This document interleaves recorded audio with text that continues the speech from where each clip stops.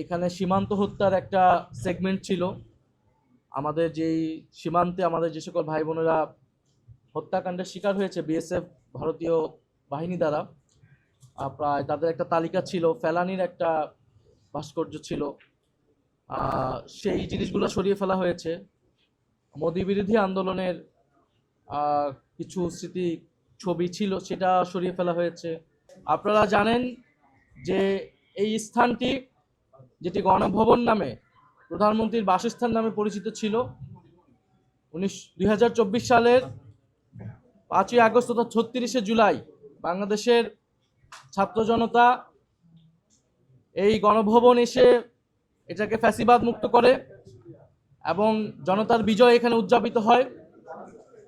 যেহেতু 16 বছর ধরে নির্যাতন, নির্মমতা, ফ্যাসিবাদ, স্বৈরতন্ত্র সবকিছুর কেন্দ্র ছিল এই বাসস্থানটি, এই গণভবনটি। এখান থেকেই স্বৈরাচারী ফ্যাসিস্ট শেখ হাসিনা সকল কিছু সিদ্ধান্ত নিত।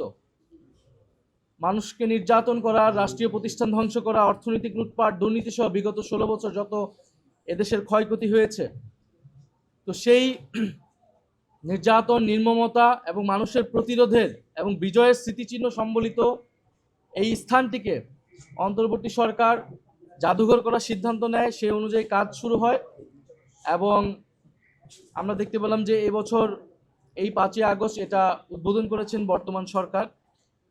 সেই প্রেক্ষিতে আমাদের এটা পরিদর্শন করতে আসা। অন্তর্বর্তী সরকারের সময় মূলত এটা কাজ মোটামুটি শেষ হয়েছিল, উদ্বোধন করার মতো শেষ হয়েছিল। এই সরকার এসে গত 5 মাস সময় নিয়েছে। আমরা সংসদে এবং সংসদের বাইরে প্রচুর কথা বলেছি জাদুঘরটি খুলে দেওয়ার জন্য। এবং আজকে আমরা, যেহেতু অন্তর্বর্তী সরকারের সময়ে আপনারা জানেন শেষ সময়ে, তখন একটা পরিদর্শনে আমি এসেছিলাম। আমি সেই সময় সালাউদ্দিন সাহেব এবং এখনকার বিরোধী দলীয় নেতা ডক্টর মোহাম্মদ ইউনূস সহ তো কিছু পরিবর্তন আমরা দেখতে পেয়েছি যে এই সরকার এসে পরিবর্তন করেছে।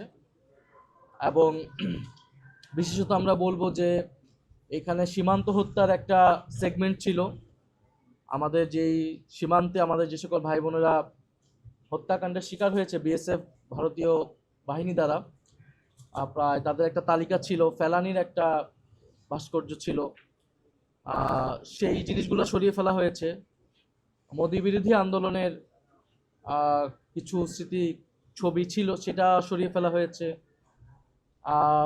বিএনপির আমরা যখন এগারোবার ছিলাম তখনও গত 16 বছরের বিষয়গুলো দেখানো হয়েছে। সেখানে বিএনপির যে নির্যাতিত হয়েছে তারা দল হিসেবে সেগুলোর কন্টেন্ট ছিল, সেই কন্টেন্টগুলো এবার বৃদ্ধি করা হয়েছে, বাড়ানো হয়েছে।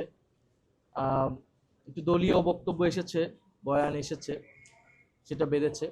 তো জাদুঘর এটা সবসময় এইটা একটা আপডেটের মধ্যে থাকবে।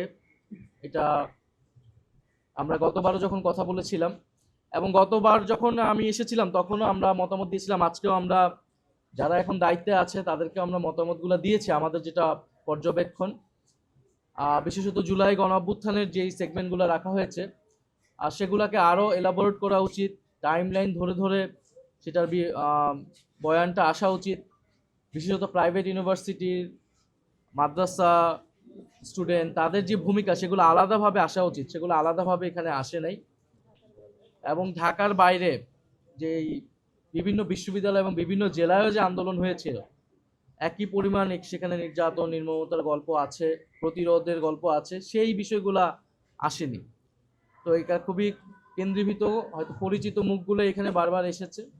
আমরা জাদুঘরের যারা দায়িত্বে আছেন বর্তমানে তাদেরকে আমরা এটা বলেছি আমাদের অবজারভেশনগুলো যাতে এটা আরও বিস্তৃত করা হয়, আরও বাড়ানো হয় এবং এখানে যাতে কোনো ধরনের দলীয় ইতিহাস পরিণত না হয়। এটা একটা প্রকৃত ইতিহাস চর্চার জায়গা এবং একটা জাতীয় ইতিহাসের কেন্দ্রে যাতে আমরা এটাকে রাখতে পারি।